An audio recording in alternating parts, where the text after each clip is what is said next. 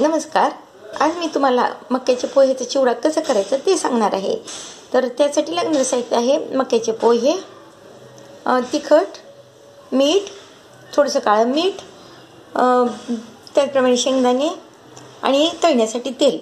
तर तुम्ही यामध्ये कढीपत्ता, कोथिंबीर आणि लसूण हे पण वाटून टाकू शकतात. ते आपल्या आवडीनुसार राहणार आहे. पण मी लसूण, कढीपत्ता, कोथिंबीर न टाकता मक्याचा पोहे चिवडा करणार आहे. तर आपण आता तेल तापायला ठेवूयात आणि मक्याचे पोहे तळून घेऊयात. तेल हे तापायला ठेवलेलं आहे. आता यामध्ये पोहे टाकून तळून घेऊयात. अरे पोहे जे आहेत ते तळून घेऊयात.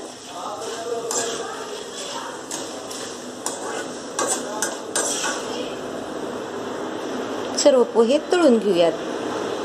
मक्याचे पोहे आहेत ते तळून घेतलेले आहेत. आता आपण शेंगदाणे जे आहेत ते तळून घेऊयात. शेंगदाणे तळून त्यामध्ये टाकून घेऊयात. हे तळलेले आहेत, त्यावर शेंगदाणे वगैरे तळून टाकलेले आहेत. आपण आता त्यावर मीठ टाकून घ्यायचं आहे. मीठ. तुम्हाला जर यामध्ये खोबरं आवडत असेल तर खोबरं टाकू शकतात. तीळ, कढीपत्ता, कोथिंबीर, लसूण वगैरे टाकू पण शकतात. पण मी ते काही टाकणार नाही. मी साधा आणि छान चिवडा करणार आहे. तर मी आता त्याच्यावर तिखट टाकत आहे. हे तिखट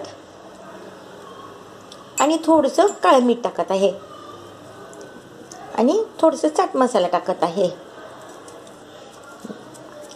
तर यावर आता मी शेंगदाणे, लाल तिखट, काळं मीठ, पांढरं मीठ म्हणजे साधं मीठ आणि चाट मसाला वगैरे टाकलेला आहे. तर तुम्हाला यावर साखर आवडत असेल तर साखर टाकू शकतात, पिठी साखर. पण मला पिठी साखर आवडत नाही, त्यामुळे मी टाकणार नाही. तर आता हे चांगलं सर्व मिक्स करून घेऊयात आणि मक्याचा पोहे चिवडा तयार करून घेऊयात.